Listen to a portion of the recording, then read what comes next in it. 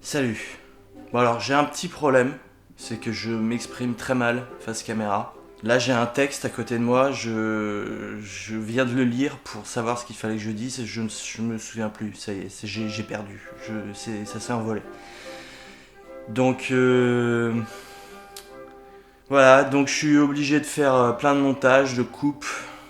Et j'adore le montage, hein, j'adore faire du montage, mais si c'est pour supprimer toutes les erreurs et tous les trucs qui vont pas, c'est juste chiant en fait. D'une manière générale, je veux dire, j'aimerais être capable de m'exprimer de façon plus claire face à la caméra. Même si c'est pas du tout naturel, mais il y a des gens qui le font très bien, alors pourquoi pas moi?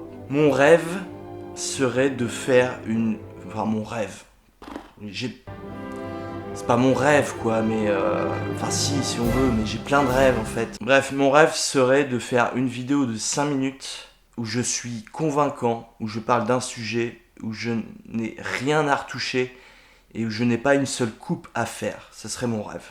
Tous les gens qui sont bons sur cette plateforme ont ça en commun, ils sont convaincants. En tout cas, ils arrivent, ils donnent l'impression de l'être. Peut-être qu'ils ne le sont pas du tout dans la vraie vie, mais ils allument la caméra et ils parlent pendant 5, 10, 15, 20, 30 minutes et il n'y a rien à enlever. Et ça, je trouve ça extraordinaire. Je comprends pas comment ils font. Ils croient à ce qu'ils disent, ils croient à l'importance de ce qu'ils disent et ils croient au fait que vous devriez savoir cette chose dont ils sont en train de vous parler. C'est très fort. Le truc, c'est que moi, même dans la vraie vie, je suis pas comme ça. J'ai pas de conviction. Enfin, si, j'ai des convictions, mais j'ai tendance à beaucoup douter de toutes les choses. J'ai tendance à n'être sûr de rien.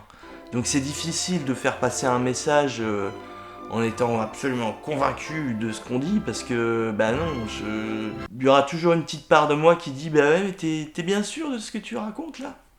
C'est comme ça. Mais je sais qu'il y a plein de gens qui s'apprêtent à arrêter la vidéo maintenant en se disant... oui, en quoi ça me concerne? J'en ai rien à foutre que tu t'exprimes mal en vidéo. C'est vrai, ça ne te concerne pas, mais ça pourrait. Parce que... Non, j'en sais rien. C'est normal, parce que vous, ce qui vous intéresse, c'est le résultat final. Donc, vous regarderez les vidéos quand je saurai enfin m'exprimer. En attendant, c'est pas votre problème que je fasse du montage ou pas. Alors, pourquoi vous devriez regarder celle-ci? Pour rien, pour me faire plaisir, pour soutenir un homme de 40 ans qui a un rêve, celui de devenir meilleur à l'oral.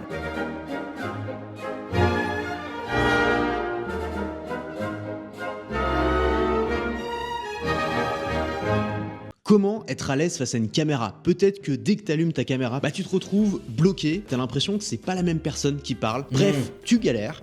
Comment on fait pour passer ce blocage? Alors le premier conseil, c'est tout simplement de s'éloigner de la caméra. En fait, c'est juste plus facile de s'exprimer avec énergie quand on est loin du sujet. Tu vois, si je parle à quelqu'un et que je suis à 10 cm de son oreille, je vais pas parler de la même manière. Ça peut mettre beaucoup de pression d'avoir une caméra qui est juste devant soi. Déjà, c'est pas naturel de parler à un objet. Et surtout, on se dit, cette caméra-là, elle a une importance cruciale puisque, en fait, ce sont les yeux de potentiellement plusieurs milliers de personnes. Le troisième conseil, c'est de faire du live. Si tu veux apprendre à nager, il y a un moment où tu n'auras pas le choix. Tu vas devoir te mettre dans l'eau. Et bien de la même manière, si tu veux apprendre à parler devant une caméra, ça se fait pas en lisant des bouquins, ça se fait devant une caméra. Quatrième conseil, c'est de te créer une routine d'énergie. Alors je suis désolé parce que tu vas passer pour un con avec ce conseil, mais ça marche. C'est un conseil qui est donné notamment par les gourous en développement personnel qui permet de monter sur scène en ayant un haut niveau d'énergie. La première chose, c'est d'accélérer un peu le cœur, de te réchauffer.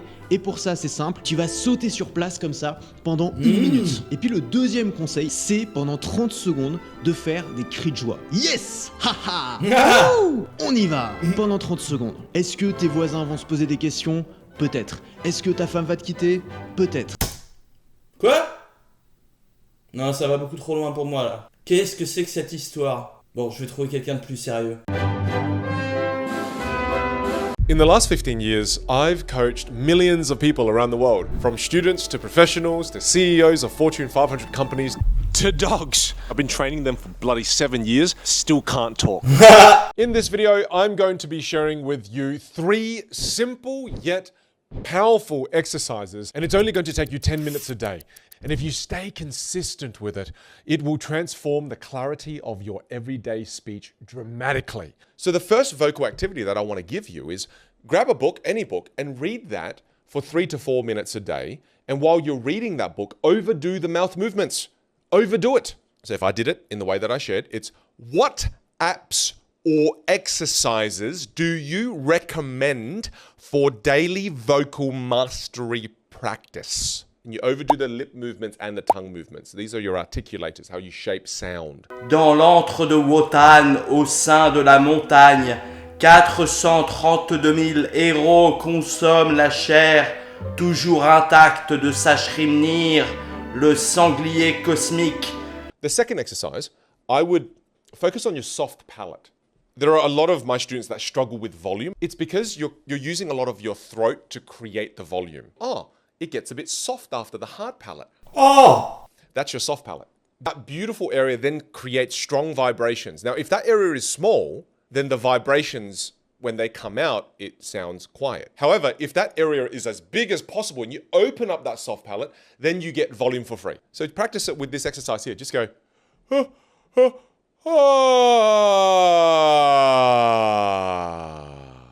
Try that.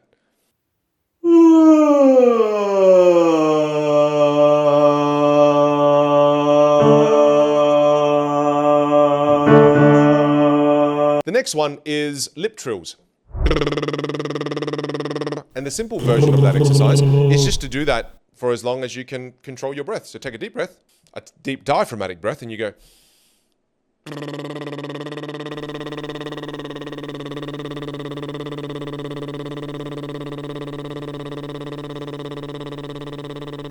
Until you run out of air. I can do that for a very long time. These 3 activities to begin with will take you 10 to 15 minutes.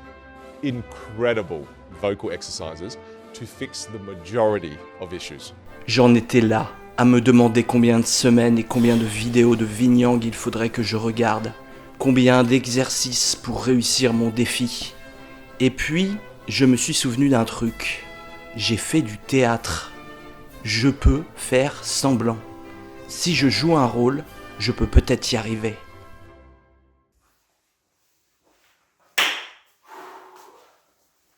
Ok.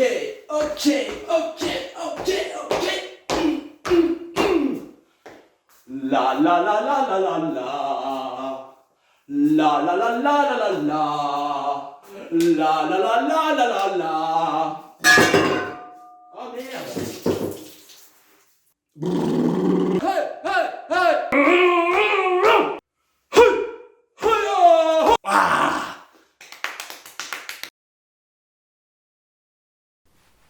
Je me tiens face à vous, debout, pas trop loin, pas trop près de la caméra. Je recommence. Je me tiens face à vous, debout, pas trop près de la caméra, juste à bonne distance pour vous parler de quelque chose d'important. On a coutume de dire que... Non, c'est pas ça, c'est pas du tout ça. De quoi je voulais parler déjà ? Ah putain, ça m'énerve ! Un problème important. Car il concerne tout le monde. Il nous concerne tous, parce que nous regardons tous des gens qui parlent face caméra. Et la question que je me pose est la suivante. Se pourrait-il que tous ces gens qui s'expriment si bien face caméra soient en fait des imposteurs ? Est-ce qu'il est possible qu'ils se foutent un peu de notre gueule ? C'est pas tellement le message en soi, parce qu'ils peuvent avoir raison, ils peuvent avoir tort. C'est pas tellement le problème. Le truc, c'est qu'ils sont très forts. Bon, je crois que c'est mort. Je suis condamné à faire du montage. C'est dommage. La question que je me posais, que j'aurais voulu vous dire face caméra, c'est que ces gens qui s'expriment si bien face à l'objectif, sont-ils sincères ? On pourrait croire qu'ils sont sincères puisqu'ils sont si doués pour nous convaincre de l'importance de ce qu'ils racontent. Mais au fond, ne sont-ils pas tous un peu des acteurs ? Des gens qui font semblant, qui forcent le trait, qui jouent un rôle ? Celui de cette personne qui a quelque chose d'important à dire, qui doit être entendu. D'ailleurs, ces choses qu'ils nous racontent sont-elles si importantes ou est-ce le ton, l'intonation qui nous donne cette impression ? Est-ce le fond ou est-ce la forme qui nous donne cette impression d'importance ? Peut-être que l'information que la personne nous donne est réellement importante, c'est possible. Et pourtant, si vous vous posiez un soir après avoir passé 1 ou 2 heures devant YouTube ou la télé, si vous vous posiez pour vous demander « qu'ai-je appris aujourd'hui de si important face aux écrans ?», il y a fort à parier qu'il n'y aurait pas grand-chose. Le lendemain, vous aurez presque tout oublié. Attention, je ne dis pas qu'ils mentent. Ils croient sans doute sincèrement à ce qu'ils disent. Mais imaginons un instant qu'ils veuillent le faire, qu'ils veulent mentir. Ce n'est pas si compliqué. Il suffit d'enchaîner une suite de vérités qui vous font dire oui de la tête pour subtilement coller un mensonge ou une exagération qui passe comme une lettre à la poste. Vérité, oui. Vérité, oui. Vérité, oui. Mensonge, oui. Les politiciens connaissent très bien cette méthode. Et je suis donc étonné de voir tous ces gens qui ont la prétention de vous amener une information capitale en quelques minutes. En vérité, vous savez ce que c'est ? C'est du bluff. Ils bluffent tous, ils le font très bien, ils ont des centaines d'heures d'entraînement, parfois des milliers. La vérité est qu'ils font tous semblant. Ils ne vous parlent pas à vous, ils parlent à un œil mécanique.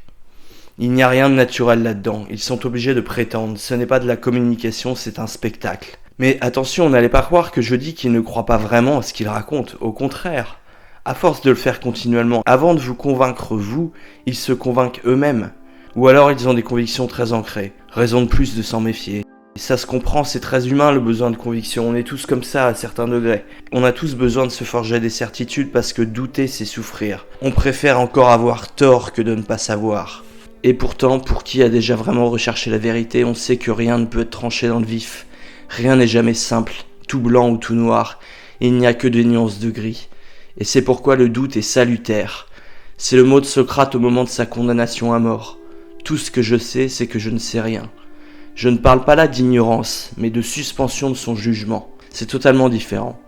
C'est pourquoi une vidéo qui prétend vous révéler une vérité en quelques minutes ne peut que vous tromper. Alors en conclusion, je voudrais vous inviter à essayer de douter un petit peu. La prochaine fois que vous regardez votre youtubeur préféré, commencez par vous rappeler qu'il ne s'adresse pas à vous mais à une caméra. Ensuite, prenez un peu de recul et posez-vous quelques questions. S'il a l'air sincère, l'est-il vraiment ? Fait-il semblant ? Est-ce que ce qu'il me dit est vraiment important ? Ou est-ce sa façon de le dire qui rend la chose importante ? Soyez dur avec lui ou elle. Imaginez qu'il n'a qu'une centaine d'abonnés comme moi.